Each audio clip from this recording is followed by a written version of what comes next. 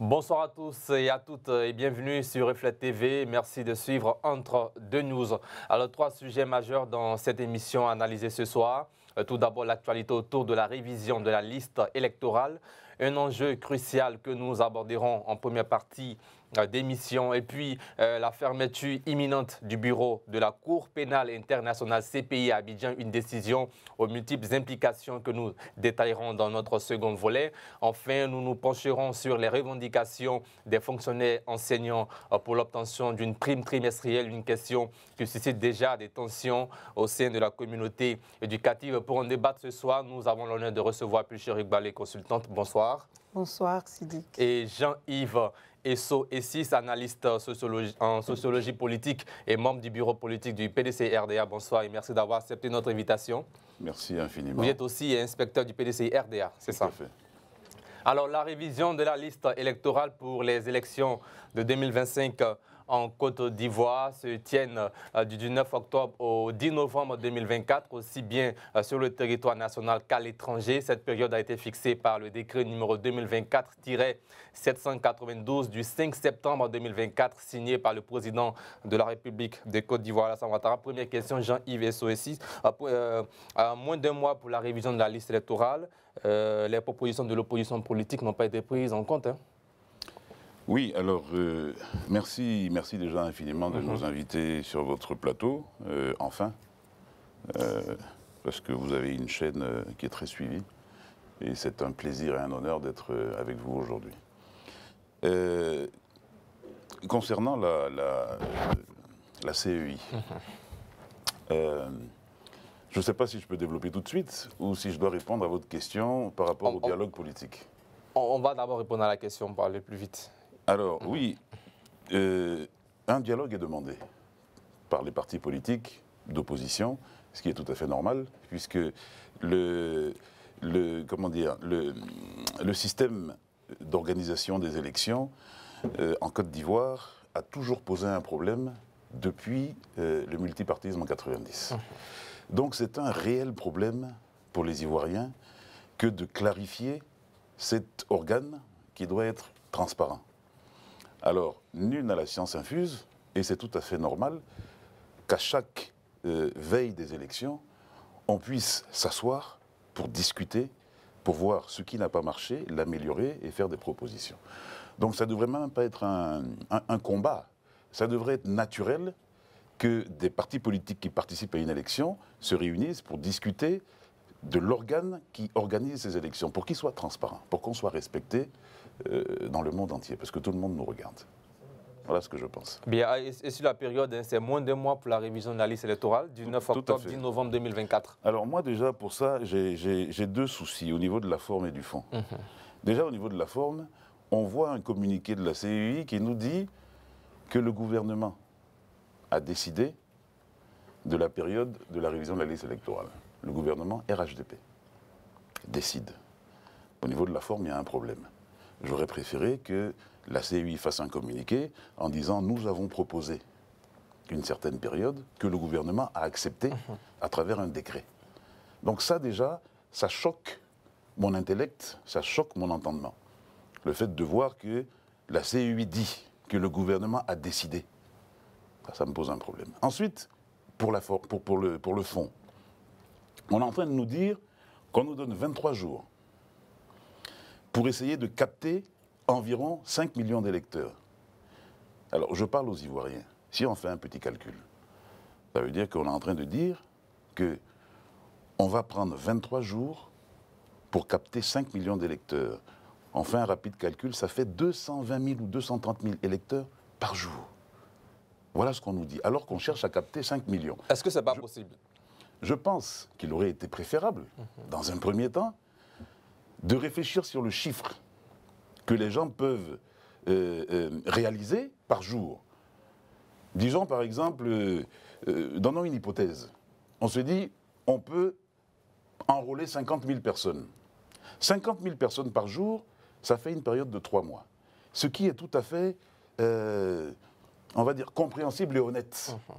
On a eu l'expérience des enrôlements. Donc on peut se servir des expériences pour fixer une bonne date. Et de vous à moi, quand on cherche à enrôler un maximum d'Ivoiriens pour qu'ils aillent exercer leurs droits fondamentaux. Quel est le problème qui empêche l'organe d'ouvrir complètement les vannes pour donner le temps aux gens de s'inscrire? On devrait avoir une période qui s'étend d'aujourd'hui à 6 mois ou 5 mois des élections. Bien, il est où le problème? On nous parle de financement. On nous parle de problème de financement. Je dis qu'on déplace le problème. Bien, nous aurons l'occasion d'aborder cet aspect. Alors, nous avons invité depuis vendredi dernier des responsables du RHDP afin de pouvoir participer à cette émission. Malheureusement, jusqu'à hier, dimanche, nous n'avons pas eu suite favorable à notre demande. Nous poursuivons donc cette émission avec ceux qui ont bien voulu répondre à cette invitation. Puis, Chéric Balé, moins d'1 mois pour la révision de la liste électorale. Qu'est-ce que ça vous inspire, société civile? Bon, on est très déçus parce que la CEI et le gouvernement ne sont pas attentifs aux propositions de l'opposition et de la société civile. Parce que nous aussi, en tant que société civile et avant même les politiques, on avait déjà proposé cela pour 2 raisons. En plus des 5 millions à capter dont parlait tout à l'heure M. Isso, il y a aussi la difficulté à obtenir la CNI, qui fait que pour que les électeurs s'inscrivent sans pression, il aurait été bien qu'on étende la période jusqu'en juin 2025, de sorte que les gens puissent s'inscrire.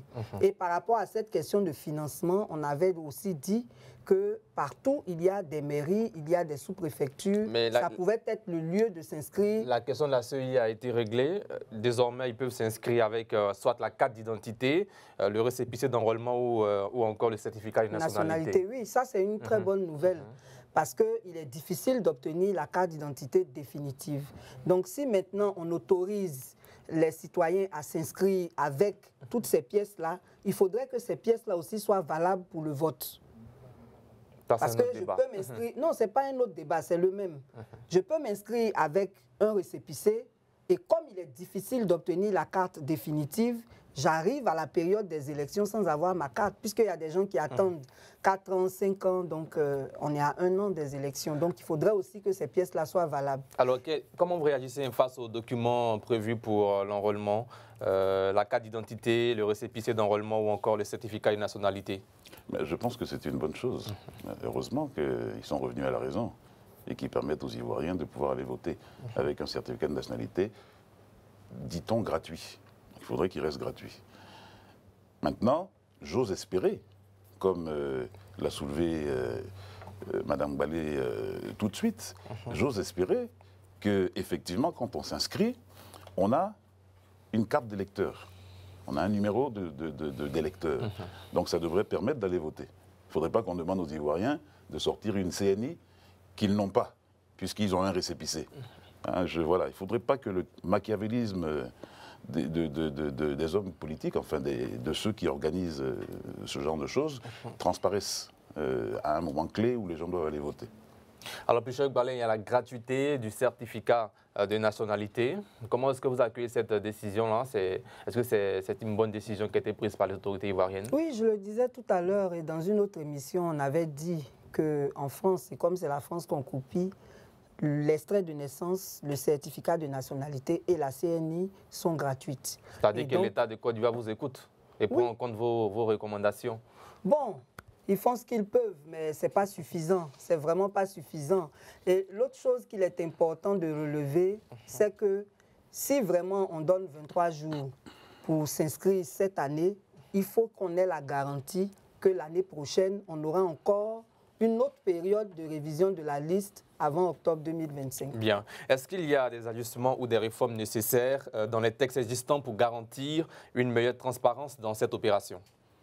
Mais, selon moi, il y a une évidence. C'est l'équilibre des membres de la CEI. Voilà.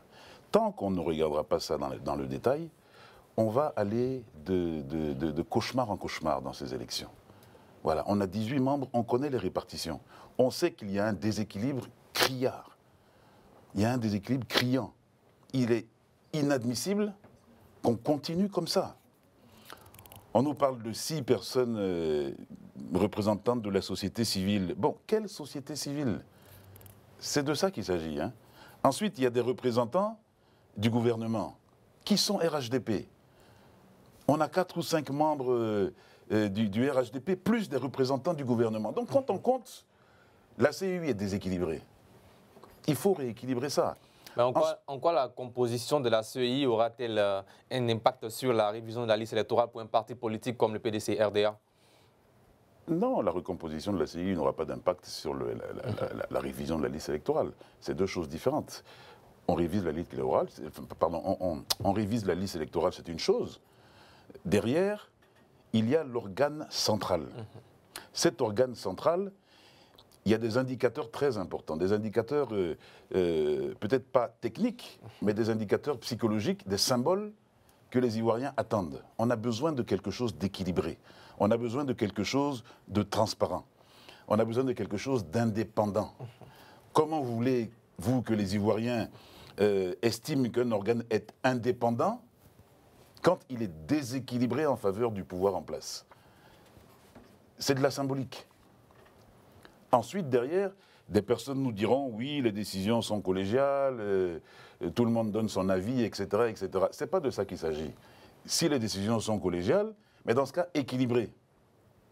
Équilibrées, consulter par exemple des gens comme Mme Balé, des gens comme les responsables des droits de l'homme, etc., de la Côte d'Ivoire, demandez-leur, eux, de nous sortir un certain nombre d'organes neutres de la société civile à proposer à la CEI. C'est vraiment... le travail doit être fait au niveau de la composition de l'organe central. Et ensuite, derrière, on verra les choses qui vont découler de cela. Alors, avant de revenir à Pucherik Balé, au niveau de la révision de la liste électorale, est-ce que toutes les dispositions existantes actuellement en Côte d'Ivoire vous garantissent le bon déroulement de ce processus? Ben, écoutez, j'ose croire que les choses qui sont mises en place vont garantir ce bon déroulement. Vous savez, au départ, tout le monde est gentil, tout le monde est beau, hein. C'est après qu'on constate ce qui se passe. Ce n'est pas la première fois qu'il y a des enrôlements. Il y a 5 ans en 2020, enfin il y a 4 ans en 2020, on a eu des problèmes incroyables. Des files d'attente énormes devant des agences d'enrôlement, ce qui est tout à fait inadmissible. La répartition du nombre de bureaux d'enrôlement ne correspond pas à la quantité de personnes enrôlées que nous voulons. Si jamais vous voulez enrôler 220 000 personnes par jour, mettez en place suffisamment d'agences pour que les gens n'aillent pas faire la queue sous le soleil, sous la pluie, pour se faire enrôler. Donc j'espère que de ce côté, on va équilibrer les choses. Ou alors, on augmente le délai pour que les gens puissent aller s'enrôler tranquillement. Bien. Alors, Pucherik Balé, quels sont les principaux obstacles rencontrés lors des précédentes révisions de la liste électorale qui pourraient ressurgir, qui vous paraissent inévitables cette année? Bon, avant même de parler des obstacles, j'aimerais revenir sur un point qui a été abordé tout à l'heure par rapport au mode opératoire de la CEI. La CEI ne travaille pas de façon consensuelle. Il aurait fallu, à notre sens, avant même de dérouler toutes ces étapes qui ont été faites depuis la révision de la cartographie électorale, tenir des réunions avec l'opposition et avec la société civile pour recueillir... Je crois qu'il y a une réunion cette semaine avec les partis politiques et... Oui, mais la réunion aurait dû se faire avant. La société civile également. Oui, elle aurait dû se faire avant. C'est-à-dire qu'on ne déclenche pas le processus avant de consulter les acteurs. On les consulte en amont et on tient compte de tout ce qui a été dit pour élaborer un processus qui sert à tout le monde. Le problème, c'est que la CEI avance sans les autres et puis au milieu là-bas, elle vient, elle veut consulter les gens. Bon, ça va servir à quoi de façon véritable alors que tout est déjà déclenché. La deuxième chose, c'est par rapport à la sensibilisation qu'on confie à la société civile. Ça aussi, ça aurait dû se faire avant cette opération d'enrôlement parce qu'elle est très importante. Il s'agit ici de faire en sorte que chaque citoyen puisse user de son droit de vote. Ça aussi, ça n'a pas été fait. Donc, les problèmes qu'on a rencontrés avant, en ce qui concerne la liste, il y a la période qui est courte. Déjà, même, il y a la période qui est courte. Ils donnent 2 semaines. Quand on se plaint, ils ajoutent 1 ou 2 semaines. Cette fois-ci, ils ont donné 3 semaines. Après, on va se plaindre, ils vont encore ajouter. Le problème, c'est que quand on fait comme ça, non seulement le temps ne suffit pas, mais ça déstabilise un peu les uns et les autres.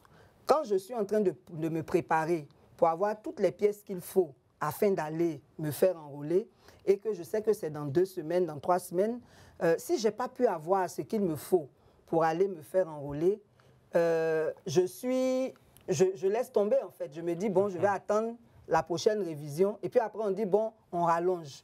Du coup, on n'a pas forcément tout le monde qu'on aurait souhaité voir se faire enrôler. Donc, le temps là même ne suffit pas. Maintenant, il y a une question de déséquilibre dans la répartition des points d'enrôlement.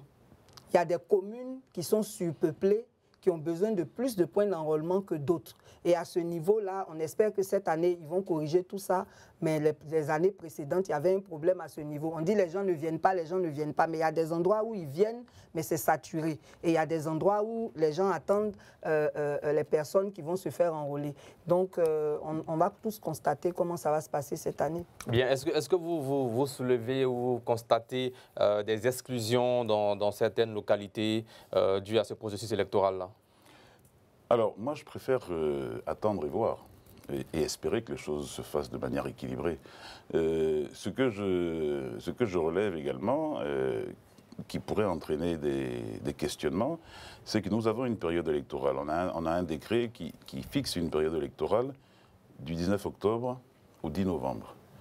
Parallèlement, on a un autre communiqué de la CEI qui met en mission du 1er octobre au 31 octobre les agents, enfin le personnel qui va s'occuper des enrôlements.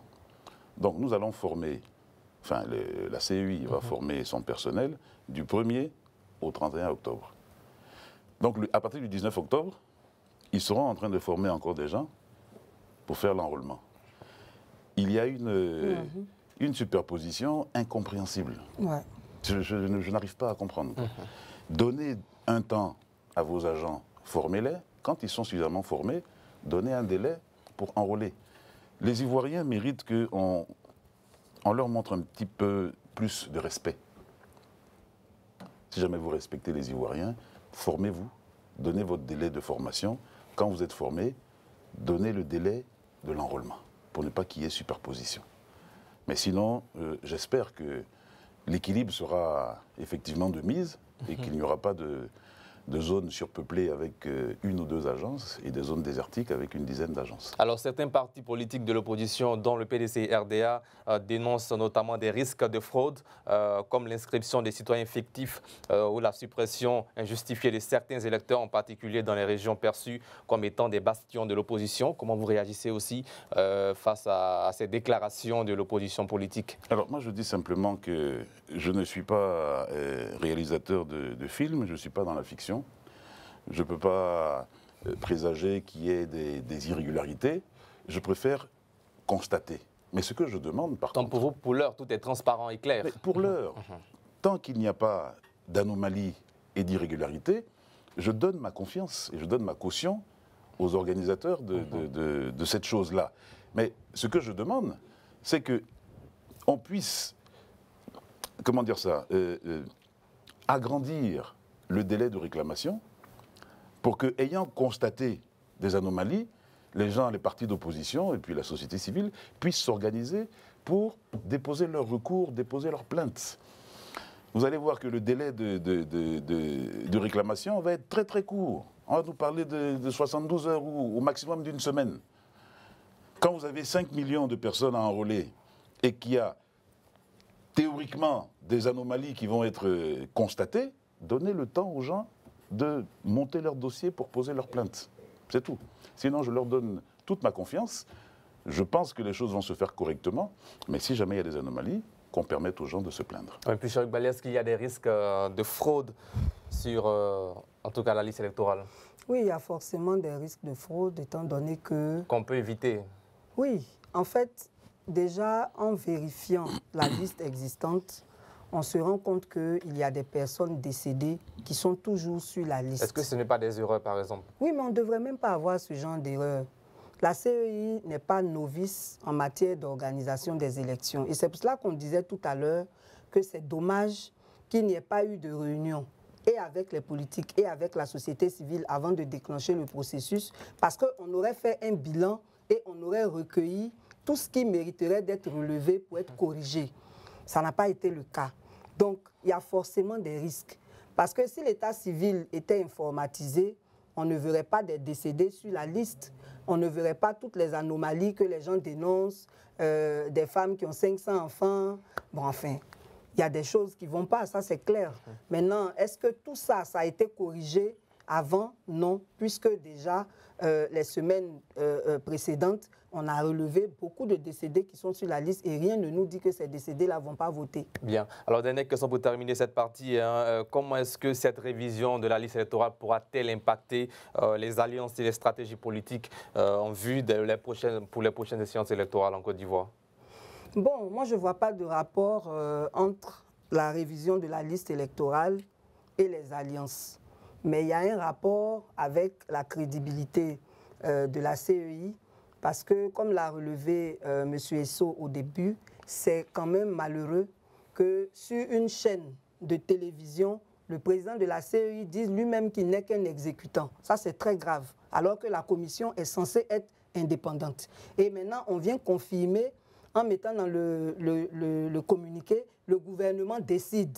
Ce n'est pas un gouvernement d'union, c'est un gouvernement purement RHDP. Donc quand on dit le gouvernement décide, ça veut dire le RHDP décide. Et c'est quand même dommage parce que le RHDP fait partie des candidats aux élections. Ce n'est pas lui qui doit décider dans l'organe ou pour l'organe qui organise des élections. Ce qui nous ramène à insister sur la nécessité de réformer la CEI, d'autant plus que... Est-ce que le code électoral dit que c'est la CEI qui décide de la période de la révision de la liste électorale? Le code électoral, en fait, la CEI propose, et puis le gouvernement entérine. Mais même ça, ce n'est pas normal pour une CEI qui est censée être indépendante. Donc, comme en août prochain, 2025, avant la présidentielle, le mandat de la CEI s'achève. On les a pris pour 6 ans. Donc, il serait indiqué qu'avant août 2025, on parle déjà d'avec quelle CEI on va aller à ces élections. Elle a déjà commis des erreurs, elle continue d'en commettre, et toutes nos crises ayant été électorales, elle est au centre des crises que les Ivoiriens ont connues. Donc, avec quelle CEI on va aller en octobre 2025, ça c'est très important et j'espère que la question sera abordée dans ces réunions-là. Bien. Alors, place maintenant à la deuxième partie de cette émission. 13 ans après l'ouverture de l'enquête du bureau du procureur de la Cour pénale internationale CPI en Côte d'Ivoire, la justice internationale a annoncé aux autorités ivoiriennes le 18 septembre 2024 la fermeture de son antenne à Abidjan d'ici à mi-2025. Alors, contexte général et décision de cette fermeture. Pourquoi la CPI a-t-elle décidé de fermer son bureau à Abidjan après plusieurs années de présence en Côte d'Ivoire? C'est la question que se posent beaucoup d'Ivoiriens. Bon, officiellement, elle a parlé de contraintes budgétaires. Parce qu'en fait, la CPI a plusieurs organes et c'est son greffe qui avait un bureau ici. Ils ont parlé de contraintes budgétaires. Mais nous, ce n'est pas ça qui est notre problème.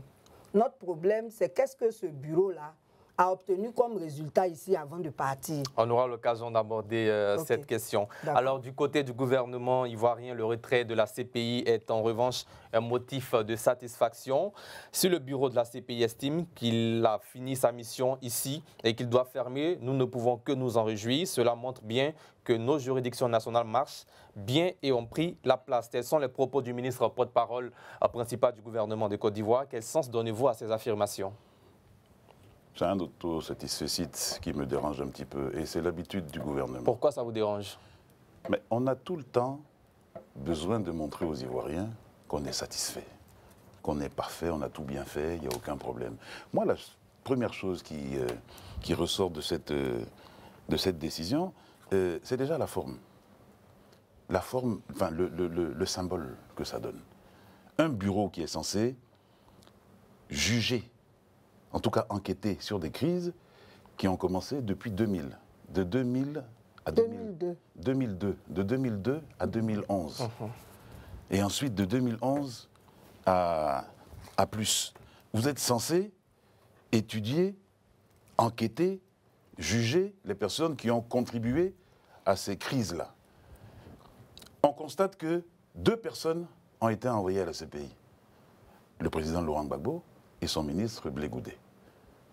Mais il y a des personnes qui ont été belligérantes. La CPI n'a jamais... Le RHDP. Ah, bien sûr. Le groupement RHDP, groupement parti politique, dont le PDC RDA qui était membre. Tout à fait. C'est ça? Tout à fait.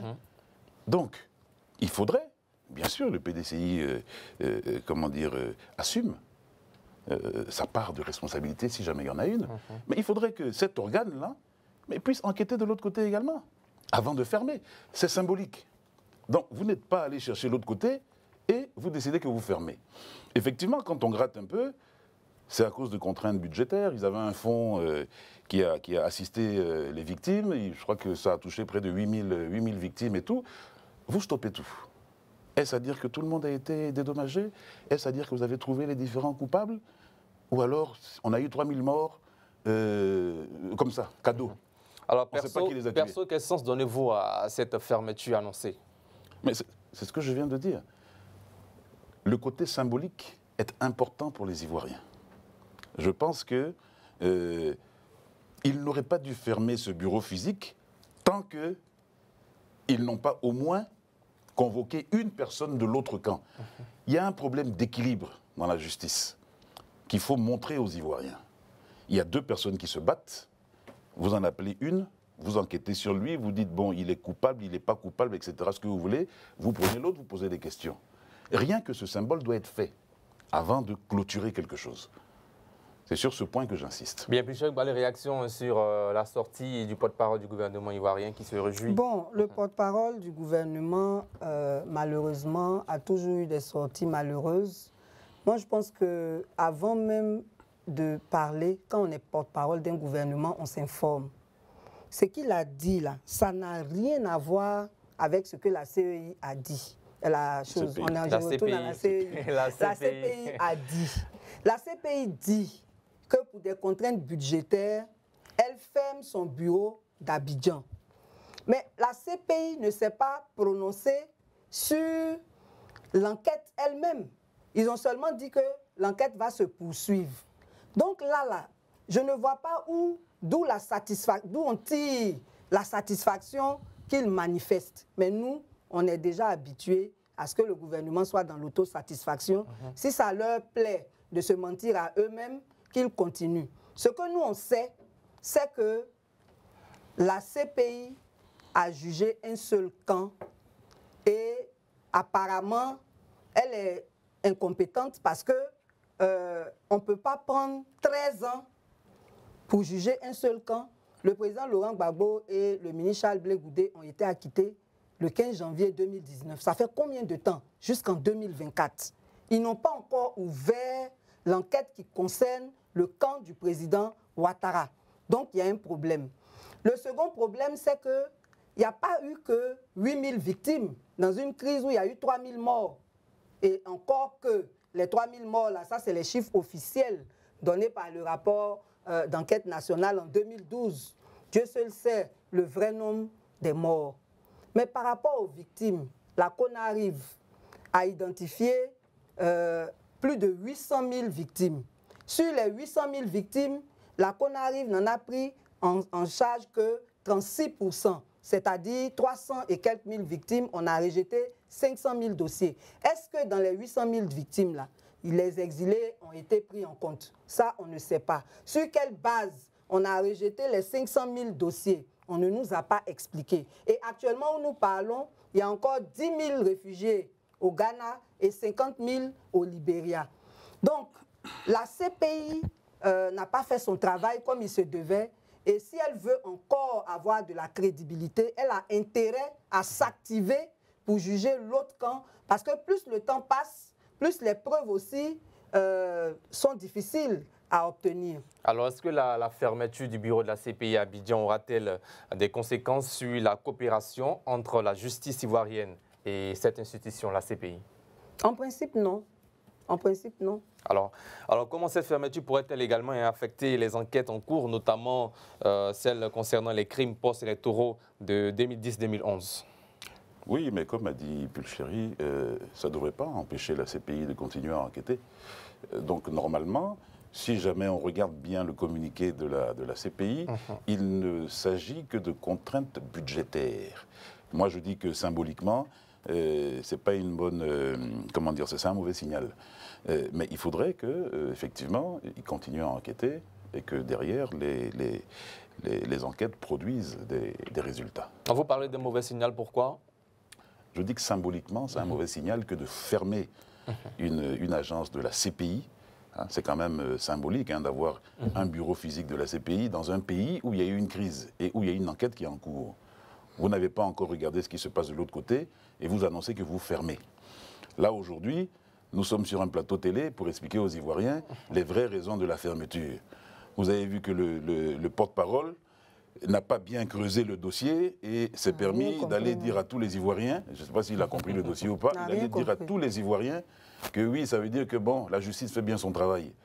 Nous, on est obligé d'expliquer aux Ivoiriens que ce n'est pas le cas. C'est juste un bureau, ça n'a rien à voir. Donc, c'est pour vous expliquer que la symbolique est importante. Vous fermez. Si on n'explique pas aux Ivoiriens que ce n'est qu'un problème de fond, de contraintes budgétaires, ils vont penser symboliquement que vous décidez que vous avez fini votre travail et que vous partez. Et ce n'est pas bon pour la symbolique. C'est un mauvais signal. Bien. Et une autre question aussi, hein, est-ce que la fermeture du bureau de la CPI à Abidjan marque la fin d'un chapitre dans le processus de la réconciliation nationale en Côte d'Ivoire? Bon, moi je fais partie de ceux qui disent que la réconciliation n'est pas encore effective et que c'est malheureux qu'on ait fermé le ministère de la Réconciliation. Mais qu'est-ce qui vous fait dire que la réconciliation n'est pas effective en Côte d'Ivoire? Mais il n'y a qu'à voir la façon dont on nous gouverne. Il n'y a qu'à voir la façon dont on nous gouverne. La réconciliation intervient parce qu'il y a eu crise. Mais quels sont les aspects de cette crise qui ne sont pas encore résolus et qui déterminent pourtant la réconciliation? On a encore des prisonniers politiques dans les geôles. Il y a des gens, même, on les a libérés aujourd'hui. Une semaine après, on les prend, on les ramène. On a encore des conflits communautaires un peu partout. Chaque zone du pays a ses conflits. Tous ces conflits-là, ça fait partie de la réconciliation parce qu'en période électorale, ce sont les relents de tous ces conflits-là qui envoient les crises. Il n'y a pas de dialogue politique parce que les crises qu'on a connues là sont des crises politiques parce qu'elles sont parties des élections. Il n'y a pas de dialogue politique. On attend toujours qu'on soit à la veille d'une élection et pour faire bonne figure face à la communauté internationale, le pouvoir en place convoque un dialogue dont il donne lui-même l'ordre du jour. Quand il a satisfait ce qui lui l'intéresse, le reste reste comme ça. C'est pour ça que depuis, on ne fait pas les bilans des 5 dialogues qu'on a fait. Si on en faisait les bilans, on verrait que les conditions pour la réconciliation ne sont pas réunies. Parce que tant que le dialogue politique ne sera pas fluide, il n'y aura pas réellement de réconciliation. Et vous allez voir, si on n'a pas réglé certains problèmes avant les élections de 2025, vous verrez si la réconciliation est effective ou pas. Alors maintenant, revenons au bilan. Quel bilan peut-on tirer de l'action de la CPI en Côte d'Ivoire? Et est-ce que cette institution a joué un rôle déterminant dans la stabilisation du pays? Bilan très négatif. Parce que quand on est un juge pour 2 camps, on enquête sur les 2 camps. Donc si on s'arrête uniquement à ça, le bilan est négatif. Vous avez travaillé sur un camp, vous n'avez pas été capable de, comment dire, de trouver les vrais coupables. Donc le travail n'est pas fini. Quand on fait un bilan, c'est quand le travail est fini. Le travail n'est pas fini. On attend la suite, puisque vous avez acquitté les responsables d'un camp. Il faudrait donc juger l'autre camp et dire s'ils sont coupables ou pas. S'ils ne le sont pas, si d'un côté les gens sont acquittés et de l'autre côté les autres sont également acquittés, vous avez un problème. Il faut nous expliquer ce qui s'est passé en Côte d'Ivoire en 2011. Donc pour moi, le bilan, il est négatif. Bien, Pulchéry Gbalé, quel bilan faites-vous des actions de la Cour pénale internationale en Côte d'Ivoire? Oui, le bilan, il est décevant. Parce que comme je disais tout à l'heure, 13 ans après qu'il se soit saisi de cette affaire, le seul résultat qu'on a obtenu, c'est l'acquittement d'un camp. Et s'ils avaient une conscience professionnelle avérée, déjà depuis 2019, ils auraient programmé le procès de l'autre camp parce que l'enquête ne devrait pas avoir consisté à enquêter seulement sur un camp. C'est une enquête globale et puis on fait la part des choses sur les informations reçues. Donc quand on a fini de parler des informations reçues sur un camp, qu'on a jugé même sans les témoins à décharge, il est tout à fait logique que la population ivoirienne s'attende à ce que dans les mois qui suivent, le procès de l'autre camp se déclenche. Ça n'a pas été le cas. Il y a beaucoup de victimes qui sont déçues actuellement parce que les victimes, il y en a eu dans tous les camps. On dit qu'un camp est acquitté. Bon, qui maintenant est responsable des 3000 morts? Qui est responsable de toutes ces victimes? Jusqu'à même le responsable des victimes du camp RHDP est décédé. Paix à son âme, M. Diaby, sans avoir vu les résultats de la CPI concernant les victimes. Donc, franchement, c'est décevant. C'est victime de la crise post-électorale, pas Oui. victime RHDP. Non. En tout cas, l'intitulé de son organisation. Oui, c'est ça l'intitulé, mais il y a plusieurs collectifs de victimes. Et lui, il avait affiché clairement qu'il était le président des victimes du RHDP. Voilà. Il est même allé témoigner à l'AE dans ce sens. Pour vous, cela soulève la question de comment les affaires liées aux crimes internationaux seront-elles gérées à l'avenir également, hein? C'est la question que cela soulève. Oui, parce que ça, là, ça joue sur la crédibilité de la CPI, franchement. Ça joue sur la crédibilité de la CPI. On ne peut pas passer tout ce temps-là pour ce peu de résultats. Alors, est-ce qu'il faut renforcer les capacités des institutions judiciaires nationales pour compenser l'absence de la CPI si elle voudrait vraiment définitivement partir? C'est important. Un pays qui se respecte doit avoir une justice très forte. Et il faut renforcer les capacités judiciaires de ce pays. C'est une évidence. Il y a des leviers dans un pays qui sont importants. La santé, l'éducation et la justice. Alors, c'est un signal pour les Ivoiriens, pour qu'ils puissent comprendre qu'effectivement, il peut y avoir des juridictions internationales, mais il faudrait que dans son pays, dans son propre pays, on soit à même de juger nos populations et nos crises avec suffisamment de transparence et de professionnalisme. Bien, puis Chéric Balin, renforcer les capacités, la capacité des institutions judiciaires ivoiriennes s'impose donc? Ça s'impose, mais il y a des précisions à faire. Ça s'impose dans quel contexte? Parce dans un contexte où la CPI... non, la CPI n'est pas partie. Elle a juste fermé le bureau de son greffe à Abidjan. Elle poursuit son enquête et elle ne dira jamais qu'elle ne va pas terminer ce qu'elle a commencé. Il y va de sa propre crédibilité. Maintenant, en ce qui concerne les juridictions nationales, nous autres, on a déjà un problème avec la justice ivoirienne. Quel est ce problème? En fait, il n'existe pas d'indépendance de la justice ivoirienne. Si on avait jugé le président Laurent Gbagbo et le ministre Charles Blé Goudé en Côte d'Ivoire, on ne les aurait jamais acquittés. Moi, en tout cas, j'en suis convaincue et je l'assume. Tout simplement parce que notre justice n'est pas indépendante. La séparation des pouvoirs n'est pas une réalité en Côte d'Ivoire. L'Assemblée nationale est juste une poste pour l'exécutif. La justice fait les choses sur ordre de l'exécutif. Donc, c'est clair qu'il faut renforcer la justice ivoirienne, mais avant de la renforcer, il faut d'abord même s'assurer de l'existence d'une séparation réelle des pouvoirs, que le président de la République connaisse ses limites en tant que président de la République, que l'Assemblée nationale soit forte. Et puis, bon, on va maintenant renforcer la justice, sinon ça sera peine perdue. Alors, pour terminer avec vous, dernière question. Est-ce que cette fermeture de la CPI, du bureau de la CPI à Abidjan, aura-t-elle un impact sur les relations diplomatiques entre l'institution et la Côte d'Ivoire? Non, pas du tout. On a vu le porte-parole du gouvernement qui est en train de se réjouir pour montrer qu'il n'a rien compris à l'affaire. Donc, le gouvernement est content. Donc, pourquoi il va y avoir d'incidents diplomatiques? Seulement, je pense que lorsque ils comprendront ce que la CPI a dit. La CPI n'a pas dit qu'elle n'enquête plus. Elle dit qu'elle ferme son bureau du greffe. Donc, quand ils comprendront que les enquêtes vont quand même se poursuivre, on espère qu'ils vont se prêter au jeu. Bien. Pour qu'on sache la vérité. Jean-Yves Esso, aussi, dernière question pour terminer. Est-ce que ce départ de la CPI d'Abidjan aura-t-il un impact sur les relations diplomatiques qui existent entre la Côte d'Ivoire et cette institution internationale? Je ne pense pas.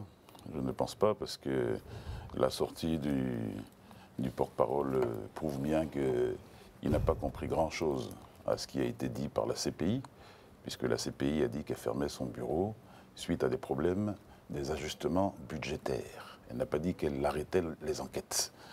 Et déjà, on a une sortie du gouvernement pour dire « Ah, on est content, on est fort ». Ça veut dire qu'on peut prendre le relais, ça veut dire qu'on a un bon système judiciaire. Donc notre pays ne va pas à l'écoute de ce qu'a dit le porte-parole, avoir de conflits internationaux avec la CPI. Hein. Au contraire, ils applaudissent. Donc voilà, je ne pense pas que ça pose un problème de relations internationales. Voilà, madame, monsieur, nous allons marquer une courte pause pour la réclame publicitaire. On revient juste dans quelques instants pour la troisième et dernière partie de cette émission pour parler, bien sûr, des enseignants fonctionnaires de Côte d'Ivoire qui réclament une prime trimestrielle. Place à la troisième partie, les fonctionnaires enseignants réclament une prime trimestrielle. Depuis quelques années, les fonctionnaires enseignants de Côte d'Ivoire, dans leur grand ensemble, demandent à l'État, leur employeur, une prime de stimulation. Ces derniers affirment avoir réclamé cet intéressement depuis les États généraux de l'éducation nationale. Toujours pas de réponse à leur requête. Première question de cette partie, la rentrée scolaire menacée par une grève menée par plusieurs fêtières pour les 15, 16 et 17 octobre 2024 reconductible. Comment vous réagissez face à cette actualité qui est d'ordre social? Oui, il y a effectivement une soixantaine de syndicats d'enseignants qui se sont mis ensemble autour de 8 revendications, dont celle que vous venez d'évoquer, qui est très appropriée, étant donné que d'abord les enseignants du privé sont très mal payés et pas régulièrement, et les enseignants du public estiment que leur salaire n'est pas suffisant, donc il leur faut une prime. Et cette prime-là, ils l'ont appelée prime d'incitation et de documentation. Parce qu'un enseignant normal, il continue de se former, il continue d'actualiser ses connaissances et ils le font sur la base de leur petit salaire qu'ils ont. Et c'est dans ce même petit salaire que lorsque le ministère de l'Éducation nationale n'envoie pas les subventions à temps, parce qu'il y a des subventions du COGES, il y a les subventions des chefs d'établissement qui ne sont pas versées à temps. Pour cette année 2024 qui a commencé, certains établissements n'ont pas reçu la subvention de l'année précédente. Vous voyez à quel point c'est grave. Alors qu'il y a des COGES qui recrutent des enseignants pour renforcer le personnel éducatif. Donc, les enseignants travaillent dans des conditions difficiles. Tout ce qui concourt au bon exercice de leurs fonctions, ils le font dans leur poche. Alors qu'on a d'autres fonctionnaires qui bénéficient de primes trimestrielles. Mais pas tous les fonctionnaires de Côte d'Ivoire. Non, pas tous les fonctionnaires, mais nous autres, on milite pour l'égalité de tous les citoyens. Pourquoi certains fonctionnaires bénéficieraient de primes? Leur travail serait-il plus important que ceux qui enseignent nos enfants, que ceux qui nous soignent tous? Chaque fonction a ses avantages également. Non, mais le problème, c'est lequel?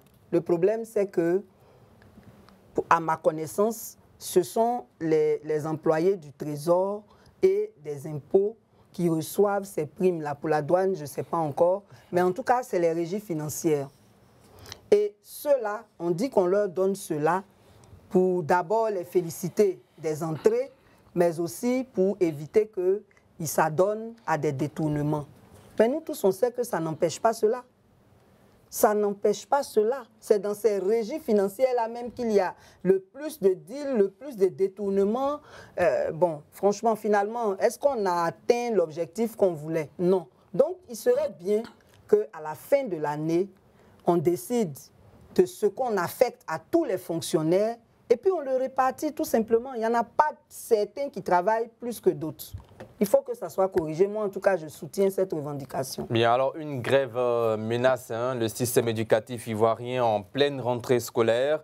Les enseignants demandent à l'État ivoirien tout simplement une oreille très attentive et le tour sera joué pour éviter une année scolaire en demi-teinte. Comment vous réagissez? Alors moi, ça me fait un petit peu mal au cœur que à chaque fois, ce soit nos enfants qui soient victimes de l'illogisme de notre politique. L'éducation, c'est quelque chose de très important dans un pays. Ceux qui assurent l'éducation, ce sont les enseignants. À l'image de ce qui se fait en Asie, tout est axé sur les enseignants. Il faudrait qu'en Côte d'Ivoire, on comprenne que un pays, l'équilibre d'un pays, le respect d'un pays, c'est l'éducation, la santé et la justice. L'éducation est un pan très important pour l'avenir du pays. Je ne comprends pas que des enseignants mal payés, déjà ça c'est un problème, mal payés, soient obligés de revendiquer pour avoir des primes qui existent déjà chez certains autres fonctionnaires.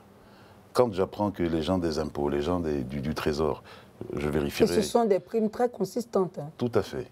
Alors, il est inadmissible, c'est même dérangeant de voir que des gens qui nous enseignent... Mais les gens qui prennent les décisions, là, ils sont passés dans les mains d'enseignants. C'est ça. Le président de la République est passé dans les mains d'un enseignant. Les docteurs passent dans les mains d'un enseignant. C'est-à-dire que les enseignants devraient être le corps de métier des fonctionnaires le plus avantagé. Parce que ces personnes-là doivent être complètement libres dans leur esprit pendant qu'ils sont en train de former nos enfants. Il y a le primaire, le secondaire et le supérieur. Mais toutes ces personnes-là sont tout le temps en train de souffrir pour régler leurs problèmes de subsistance basiques. Comment voulez-vous qu'ils se concentrent pour éduquer nos enfants? Aujourd'hui, nous sommes face à une menace de grève. On sait toujours quand une grève commence, on ne sait jamais quand elle se termine. C'est vrai qu'on donne des délais, mais on peut renouveler les grèves. Les enfants, là, qui souffrent de ça, qu'est-ce qu'ils font? Après avoir cassé des écoles en pleine année scolaire, maintenant qu'on reprend, on oblige les enseignants à mettre la pression sur notre éducation, hein, sur les enfants, pour obtenir gain de cause. Ce n'est pas normal. À la fin, les perdants, les coupables, ce seront les victimes, ce seront les enseignants. Tout le monde va taper sur les enseignants parce qu'ils se servent un petit peu de cette situation pour revendiquer leurs choses. Mais il faudrait qu'on évite d'avoir ce genre de situation. Et que j'espère que le gouvernement va régler ce problème avant le début de la grève. Ils ont 8 revendications. Il y en a une qui est très importante. Ce sont ces primes-là. Donnez-leur leurs primes et ensuite mettez-vous en rapport avec eux pour discuter avec leurs syndicats, etc., pour savoir comment on ajuste pour les 7 autres points qui sont également importants. Voilà ce que je pense. On est aussi d'accord que l'octroi de cette prime aura un impact économique sur les finances publiques. Oui, mais écoutez, il faudrait qu'on arrête avec ça.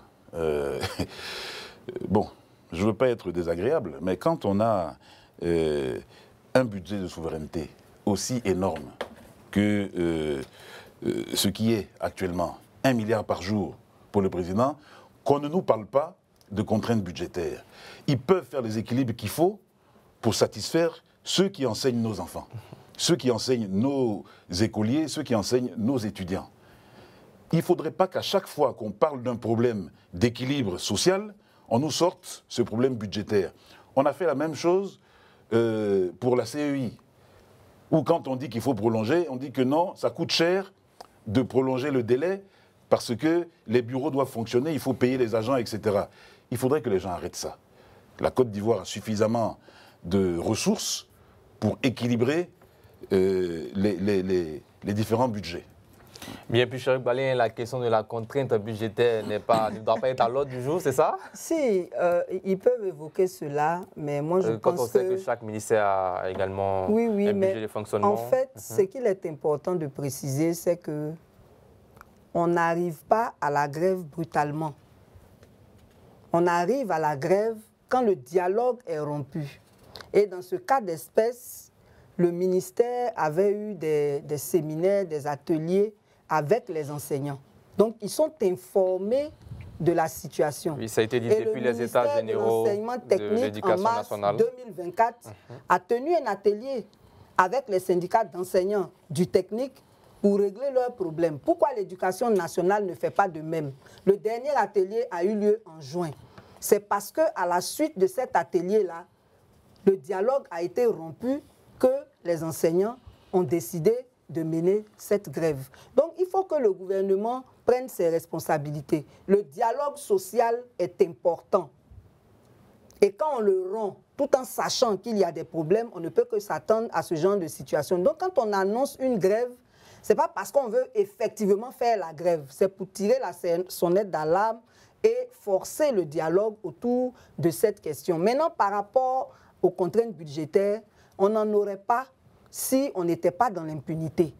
On admet que des gens détournent des milliards sans sanction, mais c'est tout ça là qui grève le budget de l'État. Cet argent que les gens détournent et puis on ne les sanctionne pas là, ça aurait pu servir à régler ce genre de situation. Donc c'est une question de volonté politique. Si le gouvernement estime qu'il faille donner ces primes, ils trouveront ce qu'il faut faire pour trouver les moyens par rapport à ça. En somme, cette demande du corps enseignant est légitime. Oui, tout à fait. Et c'est même pas trop tôt.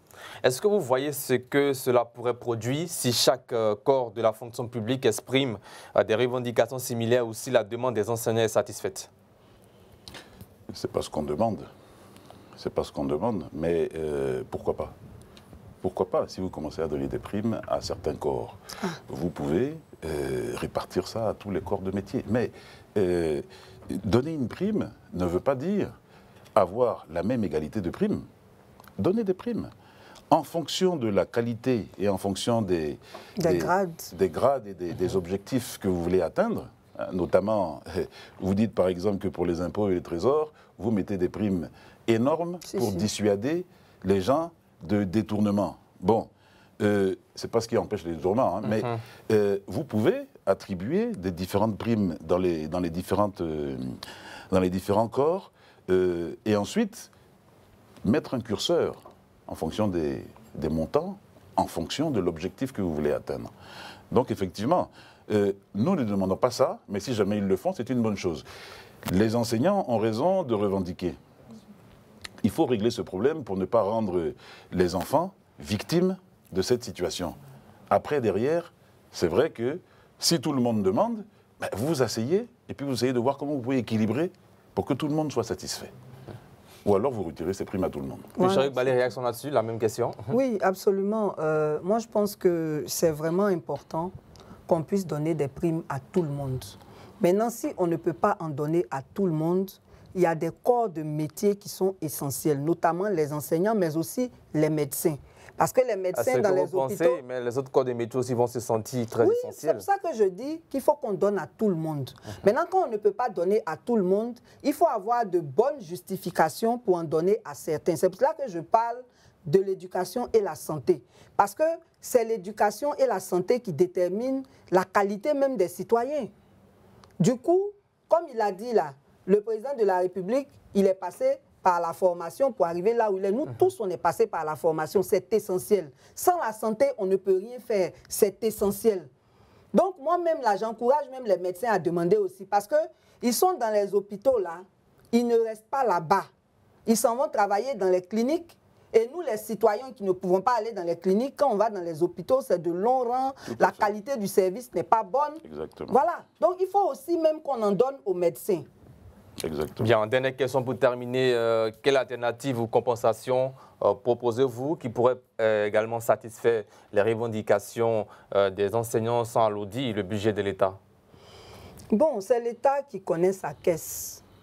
Donc, nous, on ne voit pas dedans, mais je pense que la première chose à faire, c'est de renouer le dialogue avec les syndicats d'enseignants pour voir ce que dans l'immédiat, l'État peut céder et prendre des engagements pour que d'ici l'année prochaine, certaines autres questions puissent être réglées. C'est dans le dialogue qu'on arrive à trouver des compromis qui arrangent tout le monde. Donc c'est vraiment ça d'abord. Maintenant, pour les questions budgétaires, c'est une question de volonté politique. Si l'État décide qu'ils doivent céder quelque chose aux enseignants, ils trouveront comment ils vont faire. Bien. Alors, qu'est-ce que vous proposez pour satisfaire la demande des enseignants sans toutefois, en tout cas, impacter le budget de l'État? Écoutez, il y a des sommes astronomiques qui sont détournées pratiquement tous les jours en Côte d'Ivoire. Bon, on ne sait pas où va ces sommes. Oui, mais il faut assainir la gouvernance, ne pas qu'elle soit détournée. Et en général, on sait où elles vont, hein, puisque elles vont bien dans les poches des détourneurs. Alors, si on se penche un tant soit peu sur ce problème-là, mais il y aura des ressources. Et je pense que si l'État a vraiment envie de régler le problème des enseignants, ils trouveront les moyens de le faire. On est fatigué de regarder qu'à chaque fois, il y a tous les jours de nouvelles affaires de détournement de milliards et ça ne va pas quelque part, comme disent les Ivoiriens. Mais derrière, on a des enseignants qui se saignent, on a des médecins qui sont obligés d'aller faire comment dire ça, d'aller faire des missions dans les cliniques, etc., pour joindre les deux bouts, qui souffrent pour avoir un minimum vital pour exercer leur travail. Ces gens-là, il faut les soutenir.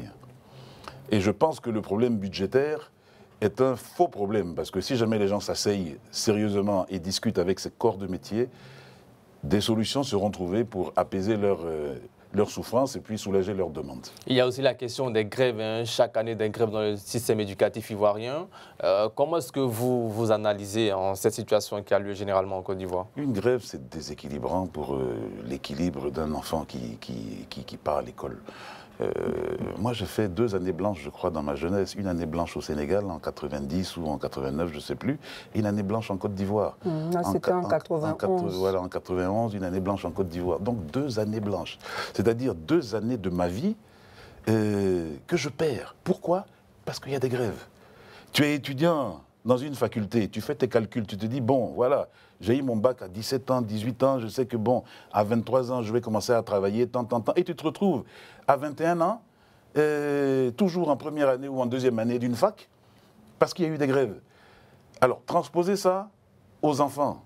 Vous faites une grève, si jamais elle, comment dire ça, elle aboutit à une année blanche, on perd une année de sa vie.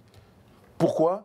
Ben parce que les choses ne se passent pas correctement. Nous sommes dans un pays qui est en train comment dire ça, d'aller vers le développement. Le développement concerne également les problèmes d'éducation, de santé et de justice. Bien plus, Chéric Balé, les grèves, c'est chaque année en Côte d'Ivoire, rare de voir une année scolaire sans grève. Comment vous comprenez cette situation-là et puis qu'est-ce que vous proposez pour éviter ce genre de choses en Côte d'Ivoire? Oui, les grèves ne sont pas souhaitables, hein, elles ont toujours des impacts négatifs. Mais comme je le disais tout à l'heure, quand des syndicalistes décident d'aller à la grève, c'est parce que le dialogue social est rompu. Donc c'est d'interpeller nos gouvernants pour que chacun dans son département ministériel engage le dialogue avec les syndicats. Ça permet de prévenir certains problèmes et de les adresser à temps pour ne pas qu'on débouche sur des grèves. Donc la solution, c'est vraiment qu'il y ait un dialogue social dans tous les départements ministériels et qu'avant l'élaboration des budgets annuels, on puisse achever ce dialogue-là, trouver des solutions qu'on met en œuvre. Et puis bon, il y a un suivi. Quand c'est comme ça, il y a la paix. Donc c'est plus un problème de gouvernance qu'autre chose. Merci, Chéric Balé. Fin de ce 3e et dernier sujet de cette émission consacrée aux fonctionnaires enseignants de Côte d'Ivoire qui réclament une prime trimestrielle. Place à nos rubriques habituelles. La première rubrique qui arrive, c'est le carton rouge, rubrique dans laquelle nos invités feront des coups de gueule sur des sujets d'actualité, des sujets qui ont trait à la vie de la nation ivoirienne. Carton rouge.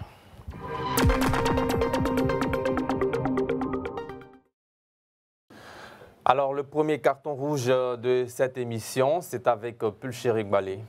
Carton rouge. Mon carton rouge va à l'endroit du ministère en charge de la sécurité. Et aussi de la défense, hein, parce que la gendarmerie dépend du ministère de la Défense.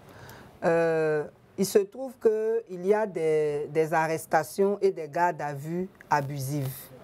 Par rapport aux gardes à vue, il y a eu une marche qui a eu lieu le 13.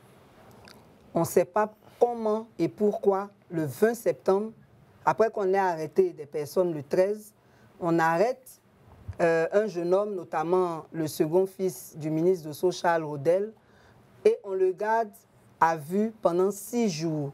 alors que le délai réglementaire de la garde à jour, c'est 48 heures.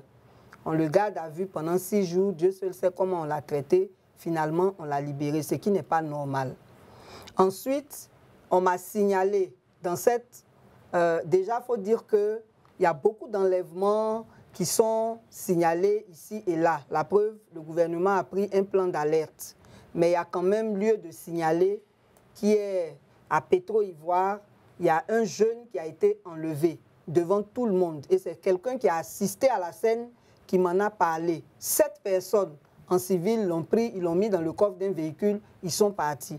Est-ce que ce sont des forces de l'ordre en civil? Est-ce que ce sont des bandits? On n'a pas la réponse. Toujours est-il que enlever quelqu'un comme ça en plein jour, c'est quand même inquiétant.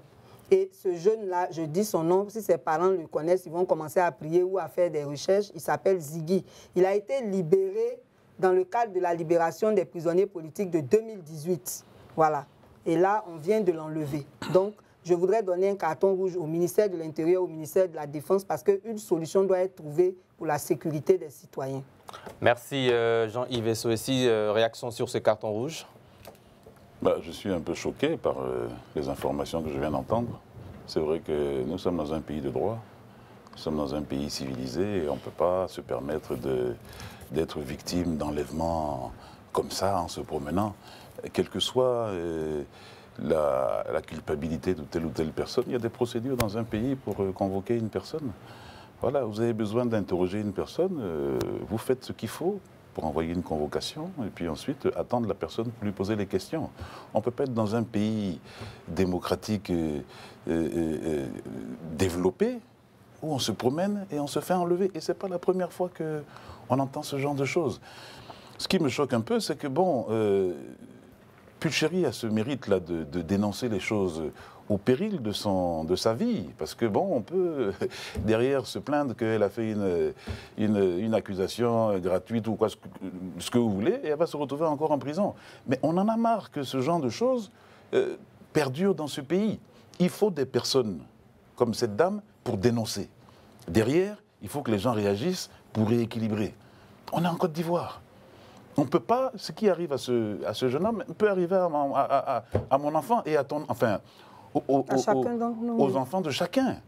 Vous avez un enfant qui se promène et puis bon, on l'embarque. Quelle que soit la raison pour laquelle on l'a embarqué, ce n'est pas normal. Il faut respecter les procédures. Je suis choqué.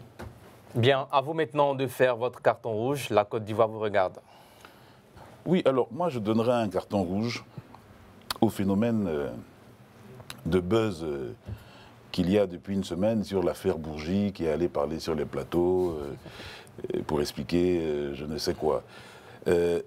Pour moi, c'est un manque de respect pour les Ivoiriens. Ce que ce monsieur a dit, nous le savons tous. Ce n'est pas la veille des élections qu'on va nous obliger à rentrer dans des élucubrations intellectuelles où chacun va donner son avis, chacun va donner des interprétations. J'ai tout entendu sur ce phénomène. On m'a même, hein, ça me fait bégayer d'ailleurs, on m'a même demandé publiquement de réagir sur ce phénomène. Qu'est-ce que j'en pense? Qu'est-ce que le PDCI pense de ça? Etc. etc. On est en train de nous détourner de l'essentiel. L'essentiel, c'est aller faire sa CNI, aller faire son... Comment dire? Son enrôlement. Comment ils appellent ça? Son certificat de nationalité pour pouvoir s'enrôler dans la liste électorale. C'est ça le principal. Il faut aller voter, il faut que les nations étrangères, il faut que le système national, international qui nous regarde, nous respecte.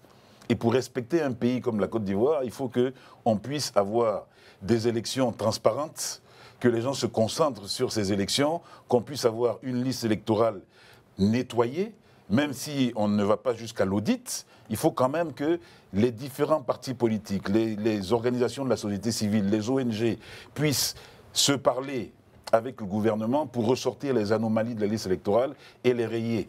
On en a marre de tous les ans, tous les 5 ans, parler des femmes de 500 ans, parler des messieurs qui sont nés en 1840 mais qui ont des enfants de 22 ans.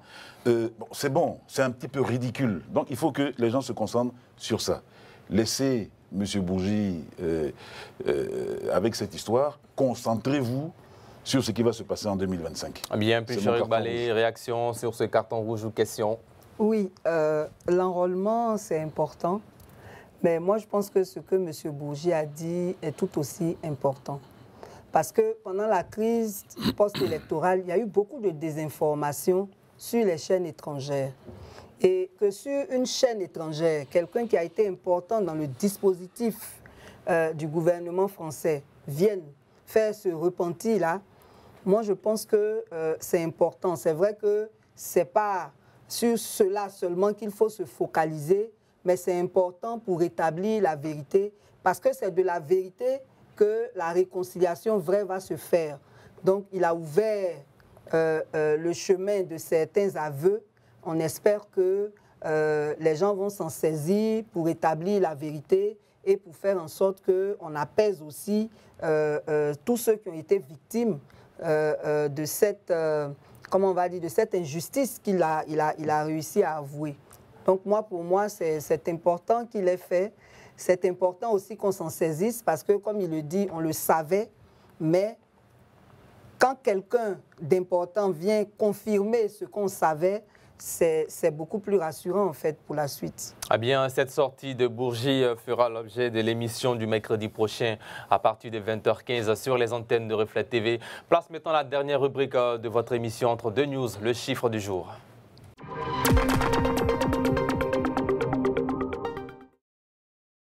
Voilà, nous sommes dans le chiffre du jour, rubrique dans laquelle nous mettons en avant des chiffres en rapport avec la vie de la nation, des chiffres en rapport avec l'actualité d'ici. Et d'ailleurs, le chiffre du jour, c'est 22 000 milliards. Vous ne voyez pas? 22 000 milliards. Alors, à l'ouverture de la 9e édition de la Journée nationale du cacao et du chocolat, le ministre de l'Agriculture et du Développement rural et des productions vivrières, Kobena Kwasi Adjoumani, a fait savoir que près de 22 000 milliards de francs CFA ont été distribués aux producteurs en Côte d'Ivoire depuis 2012. Votre commentaire sur ces chiffres? Allez-y. J'ai pas de commentaire. J'ai pas de commentaire parce que je ne connaissais pas ce chiffre. Je ne l'ai pas entendu et j'ai pour habitude, quand il y a ce genre de déclaration, de prendre beaucoup de renseignements pour pouvoir développer. Alors cette politique vise, selon le ministre Adjoumani, à stabiliser les revenus des producteurs et à garantir un prix record de 1 500 francs CFA du kilogramme pour la campagne intermédiaire 2024. Alors, ce que je retiens, c'est que les producteurs, actuellement, là, ils souffrent. C'est ça que je retiens. On a tendance à égrener les milliards en Côte d'Ivoire à la télé pour nous détourner de l'essentiel. Je suis moi-même un planteur. Il fut un temps où l'EVA était à 1 000 francs. Nous sommes en train de nous battre depuis combien d'années? On oscille entre 230 francs, ce qui est tout à fait anormal, puisqu'on paye on paye des primes pour qu'on ne descende jamais en dessous de 280 francs, mais on est déjà descendu jusqu'à 230 francs, et actuellement on est à 380 francs à peu près. Ça déséquilibre le budget d'une famille. Je parle de l'EVA, on a aussi le cas du cacao. Bon, c'est toutes les filières. C'est incroyable. Anacad, tout le monde. Cacao, quand on parle de ce qui se passe au Cameroun, où ils sont à 5 000 francs, on nous dit oui, bon, effectivement, mais ce n'est pas le même contexte. Ok, d'accord.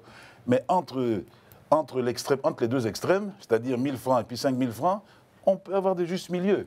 Nous avons le président du groupe parlementaire du PDCI qui a fait des propositions dans ce sens, détaillées, pour qu'on puisse atteindre des chiffres de 3 000, 3 500, ce qui est tout à fait possible.